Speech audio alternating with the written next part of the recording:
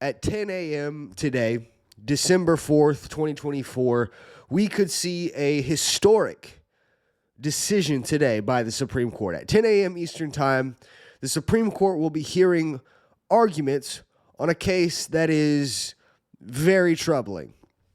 So the state of Tennessee has put forward laws, and they have passed laws banning transgender, I guess you would call it sex change surgeries, as well as hormone blockers and things like this for minors, not for adults, specifically for minors. And the reason why is that these procedures have shown a history of being irreversible, causing major issues, major bodily and health issues down the road for these patients.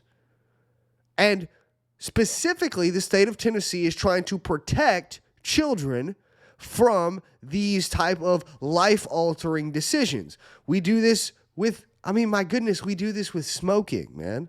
We do this with smoke. We do this with tattoos. With freaking tattoos, man. For some reason, the left is not arguing, oh, we should let 2-year-olds get tattoos. They're not arguing that. But they're totally okay with cutting the genitalia off of children, with pumping a 3-year-old with hormones so that they never see puberty, which causes irreparable damage to their body. But I'm going to get to the news, man. Let's see what CBS News has to say. Supreme Court to confront dispute over gender-affirming care for transgender minors. Excuse me.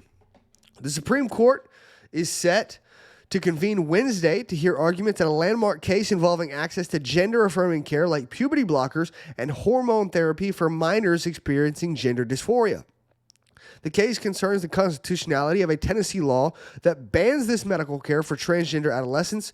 Half the states have measures on the books that are similar to Tennessee's, and advocates for transgender rights are warning that if the Supreme Court upholds the ban, it would open the door to state lawmakers outlawing gender-affirming care for adults. The dispute is the first in which the justices will consider the constitutionality of state efforts to regulate medical interventions for transgender youth. But it comes as Republican-led states have enacted a slew of restrictions targeting transgender individuals, including policies on sports teams and restroom access. President-elect Donald Trump has vowed to restrict medical treatments for transgender minors and bar transgender athletes from participating in women's sports. And while the Biden administration will argue Wednesday that the Supreme Court should invalidate Tennessee's law, the incoming Trump administration could reverse the government's position once it is in power early next year. That shift in stance, though, may not preclude the high court from issuing a decision in the case, expected by the end of June. It's very difficult for these teenagers who already face a difficult scenario when there's this institutional government rejection of who they are. Yada, yada, yada. That's, I'm sorry, man. I get frustrated when I see this because I have children. I have a daughter, I have a 2-year-old daughter, and I have another child on the way. She has no idea what's out. She has no idea of her physical body yet. She has no idea what she wants. She has no idea whatsoever of the world around her, and she's discovering who she is, okay? But the biological precedent here, how do I want to say this, man? It's just a ridiculous. This is such a ridiculous ideology that the fact that we're even here is just insane. My daughter has no idea of who or what she is. Okay, she's just discovering, male, female, things like this. But she acts like a girl. You want to know why? Because she is a girl. Biologically, she is a female human being. That is never going to change. I want to take a look here at several of the differences between males and females. This is just a simple Google search here. What are the biological differences between men and women? Let's see. This is just the AI overview, and they quote these sources over here. So let's see. Chromosomes. Women typically have two X chromosomes, while men typically have one X and one Y chromosome. Reproductive organs. Women have ovaries and produce eggs, while men have testes and produce sperm. Here's the reality. Specifically on that one, they try to tell you, oh, you can get a sex change surgery. And what they do is, and I'm trying to be family friendly with this, but it's extremely difficult because this is just such a disgusting ideology that the left has pushed onto children. Essentially, if you are a male and you believe through your gender dysphoria that you want to be a female, that you cut off your genitalia, and essentially they create a womb, or a wound, not a womb, a wound in your body, in your southern region, where a male body part could insert itself. That's just about as family friendly as I can get. Yes, it's disgusting. Yes, it's grotesque, but that's the left these days, guys. I don't know what to tell you. It's insane that we're here. I don't want to be sitting here having to talk about this. It's insane that Tennessee even had to pass this law in the first place. And they're doing this to children. Look at someone like Chloe Cole. Removed her. This was a young woman, vibrant, beautiful, growing up. They lied to her and told her, if you don't get this, your chances of suicidality will go up, which is not seen in the studies. There's reasons why over in Europe they've started to ban this practice. The suicidality of these people does not go up if they don't receive this care. It goes up after they receive this care. This is what the studies show. Let's continue. Hormones. Men and women have different sex hormones throughout their lives. Testosterone is the major sex hormone in men, while estrogen and progesterone are the most significant sex hormones in women. Brain structure. Men and women have different brain structures, with men having a larger inferior parietal lobule, goodness, that's a name, and women having greater volume in their prefrontal cortex, orbitofrontal cortex, and other areas. Sorry, guys, I'm not a scientist. I don't read these things every day. I'm just I'm doing my best here. Physical traits. Men are usually taller than women, and in mammals, males are usually larger than females. But it goes further than that. Women usually have wider hips than men do. There's things. For example, this actually causes women having wider hips than men.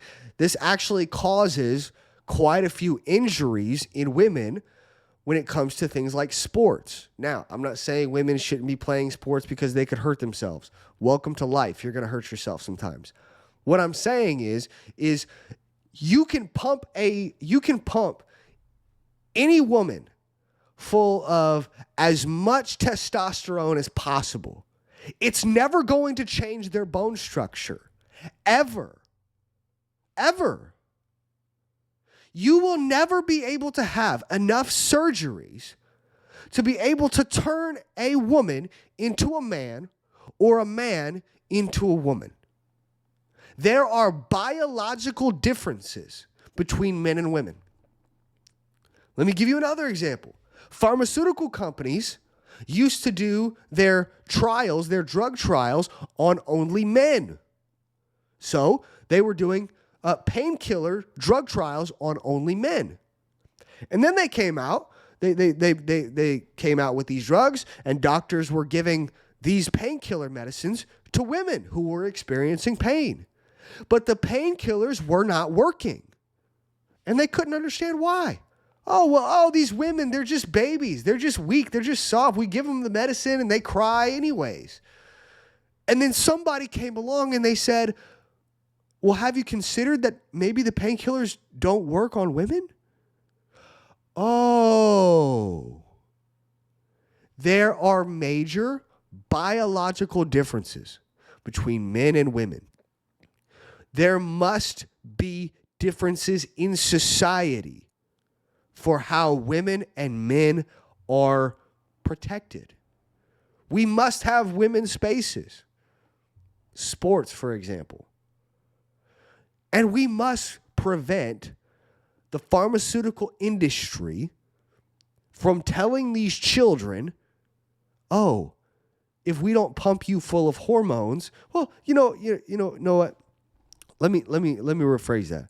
We must stop the pharmaceutical industry from telling these parents, oh, if you don't pump your kid full of hormones to the point where their body will never be the same and they will never go through puberty, they will never experience, many of these hormones often are sterilizing these children, removing their ability to produce, removing them from the gene pool, removing their ability to have children in the future.